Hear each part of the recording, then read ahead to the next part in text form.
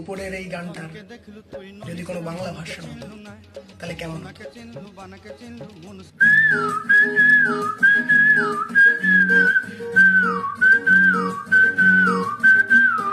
শত কথা মনে ছিল তোর সাথে, তুই তো শুনলি না।